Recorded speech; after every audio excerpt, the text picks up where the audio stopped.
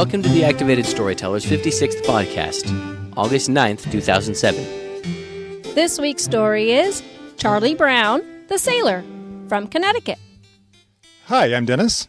And I'm Kimberly. And I'm Zephyr. And together we are the Activated Storytellers, also known as the Goza family. We are coming to you from Massachusetts, but we're going to be talking about Connecticut. It's just right over the border. And this week we went to Mystic Seaport. Whoa, it's mystical. Mystic Seaport, Connecticut. We also have some guest stars with us this week. We have 2 guest stars instead of 1. This week we have Keisha back with us. Hello again. And we have Daniel, the drummer from North Carolina. Hello. That's, wow, man of many words. Hi. He knows 2. That's about all I know. So the problem with drummers is that they just count to 4 and repeat. 1, 2, 3, 4. There you go. Happy to have you guys with us this week to help us tell the story of Charlie Brown the Sailor. First, a little bit about Mystic Seaport. I first became aware of Mystic, Connecticut a long time ago because of something called the Mystic Color Lab. I'm really dating myself here, but back in the old days, before digital cameras, you took pictures on something called film. And Mystic Color Lab was a place that you could mail your film to have it developed. You paid for that, of course, but then they would send you a new roll of film free. You could get free film for life. So I heard about that, saw it advertised in a magazine or something, and then from that I heard about Mystic Seaport. So I've known about it for years. So are you still getting film mailed to you? No, I gave that up a long time ago. When my pictures all came back black or blurred, I decided, this is not for me. Yeah, I don't trust Dennis behind a camera. That's why you don't see many pictures of me on the website, because I take all the pictures. Now, contrary to the name, Mystic Seaport is just actually a regular seaport. There's nothing really that mystic about it. The price. That's not mystic, that's just astronomical. There's a difference. That's true. Yeah, I think it was a little overpriced, like $17.50 for adults to get in. But it is a living history center, and it's especially fun for little kids, and we were fortunate to have a couple of younger girls with us. Yes, we have to do a shout-out to Amy and Lori and their kids, Tabitha, Samantha, Hannah, Jake, and Kaylin. Hi! We know you guys are listening. Yes, hi. And we had Samantha and Tabitha with us that day at Mystic Seaport, so that made it a lot of fun. There are a lot of fun activities for younger kids. The thing I found most interesting was that we were able to go aboard a whaling ship, the Charles W. Morgan, which was built in 1841 in New Bedford, 105 feet long, and it looks pretty much the same and smells pretty much the same as it did back then. Yeah, I think it was fascinating to see the cramped corners. I thought RV living was pretty crammed. 24 bunks up in the, what I would say forecastle, but apparently I am saying it wrong. You have to talk like a sailor. It's not forecastle, it's forecastle. But it's spelled forecastle, Forecastle. Yes, but I think they started calling it forecastle because they realized it's absolutely nothing like a castle. Yeah, there's a lot of narrow headspace in that ship. There's not very much room, particularly in the middle deck, I think is the worst. You have to actually duck down, or at least I did. You had to actually duck down, almost literally bent over, in order to be able to actually walk through the ship. And one of the neat things is Amy and Lori are both submarine wives. Well, they're not married to submarines. How do I say that better? They are married to submarine husbands. Their husbands are in the Navy, and they're both stationed on submarines. Right. So Amy, who was with us, was telling us how like a submarine it was, and they still have little curtains like they did, separating the bunks and still right on top of each other. In fact, they share bunks on the sub. They may take turns sleeping in the same bunk. They warm it up for each other. Yeah, they call it a hot rack. A rack being the naval term for bed. Now, there is one way that a ship is very different from a submarine.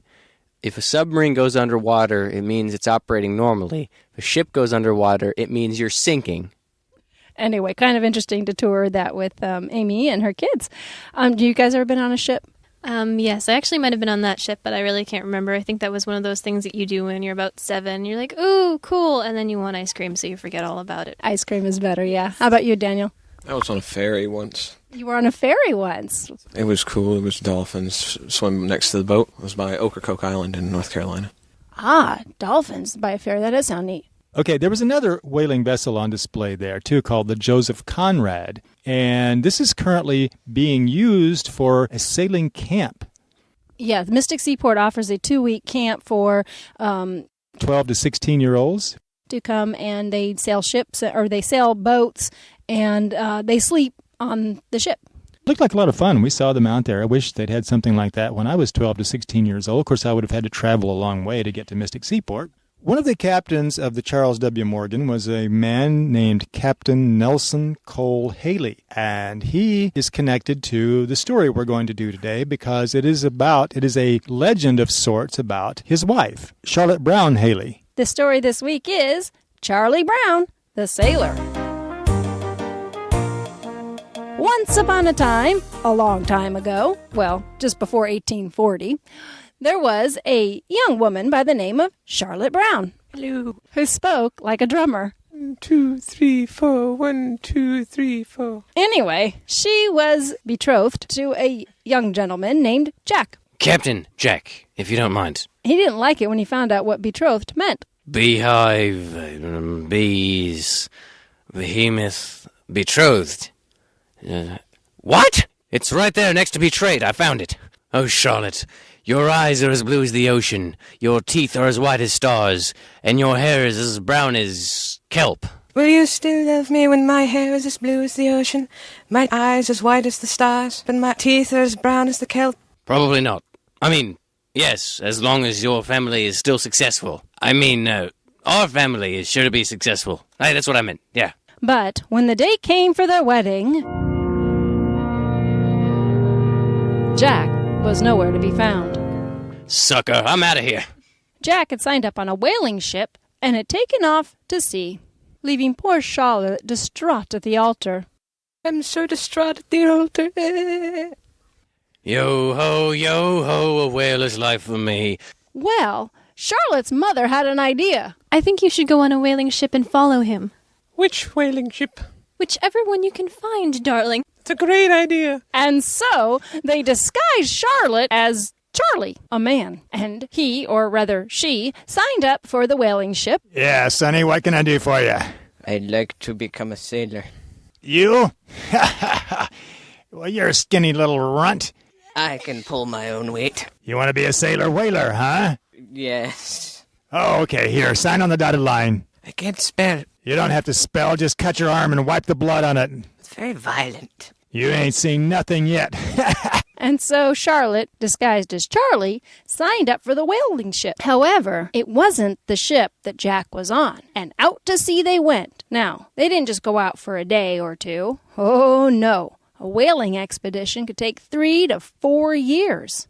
Yeah, there's your quarters in there, with those 42 other men in the forecastle. Somehow or other, Charlotte was able to disguise herself, and no one found out that she was a he. And she did pull her weight.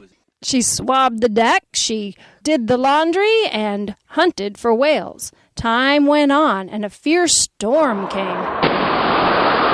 Batten down the hatches! We have a snallygaster or something coming. Sir, what's a snallygaster? I don't know, it just came to me out of thin air, but the air is getting a lot thicker, so hurry up and batten down the hatches. Did you say to put batter on the hatches? Because I have some left over from this morning's breakfast. No, I said fatten the hatches. No, batten. Just lock everything down, come on. Well, many of the seamen got ill. They got seasick. And there was only one person who was able to steer the ship through the gale. Oh my, this is so difficult. Charlotte held the helm and steered the ship straight. In fact, she ended up saving the ship. Yay! Go, Charlie! However, Charlotte, or Charlie, was worn out and could hardly stand up after the ordeal. The captain carried her to the forecastle. Here you are, matey. I'll put you into bed. Luckily, you're so light. You better take these clothes off. Don't want to get the bed dirty as if it's not already after 3 years at sea. Holy mackerel. I've seen all kinds of mysterious afflictions in my time, but never a transformation like this. Well, the cat was out of the bag. Everyone on the ship found out that Charlie was really a she. Huh? She what? Hey, did you hear? No, I'm deaf. Did you hear? Hear what? You remember Charlie, the one that steered the ship through the storm? He is a she. Where's he staying? I haven't seen a woman in a very long time. Well, the captain decided that he would put the ship to port as quick as possible and kick Charlotte off without pay. Yeah, you're a woman. What do you need money for? I get to keep your pay. But I need to eat. Hey, Captain, that doesn't sound very fair. I mean, after all, she did save the ship. Oh, all right. Here, take your gold. Just don't ever come aboard my ship again. It's bad luck to have a woman on board, even if she does save our lives. Besides, Miss Charlotte, we don't know nothing about berthing ladies here. And so at the next port, Charlotte went to shore. She never did find Jack, but she did learn to become a whaler and tell a whale of a tale. And that's sort of the story of Charlie Brown the Sailor. We actually saw a performing troupe perform this story, and I think they gave it a little more justice than we did. Well, they certainly did it very differently, and so that's why we always do things differently, but we didn't do it the same way they did. So if you ever go to Mystic, be sure and catch their version of the story. Yes, and they'll actually put you in the story, too. If you'd like to volunteer, they have parts for the kids to play. And if you go aboard the Charles W. Morgan, you can actually see a photograph of Charlotte Brown and her husband, Captain Nelson Cole Brown. Recently, we got a comment from somebody who came to our show after listening to the podcast, and they said that the podcasts don't do justice for the show. And I have to say that, this podcast, the stories that we do on the podcast are thrown together pretty quickly, like on the spot. And the shows that we do live in performance are rehearsed and tweaked and fine-tuned. Unless, of course, something goes wrong, in which case we make that up on the spot, too. We had a trivia question last week. S.E. Hinton. What does the S and the E stand for in S.E. Hinton? Susan Eloise Hinton, who is well known for writing novels about adolescent males. And in other news, Zephyr and Daniel have a new song out on the air. I don't think we've talked about that yet. No, we haven't. We've got a new song. It's up on our band's MySpace. I have a trivia question. It concerns whaling ships. On a whaling ship, what are you talking about when you mention blankets, books, and horses? Blankets, books, and horses. Well, if you have the answer, give us a call. It's 206-350-5016. And we'd like to thank Daniel and Keisha for being with us this week. You're very welcome. Si, senor.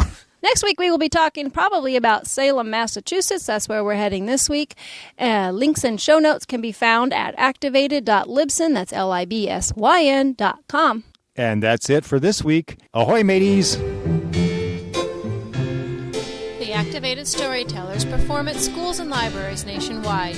On stage, we use American Sign Language, physical comedy, imaginative props, and a giant, oversized book to bring the stories to life. For booking information, check our website at www.activated-storytellers.com, where you can also find out when the Activated Storytellers will be performing near you. Read a story or order one of our audio CDs. Until next time.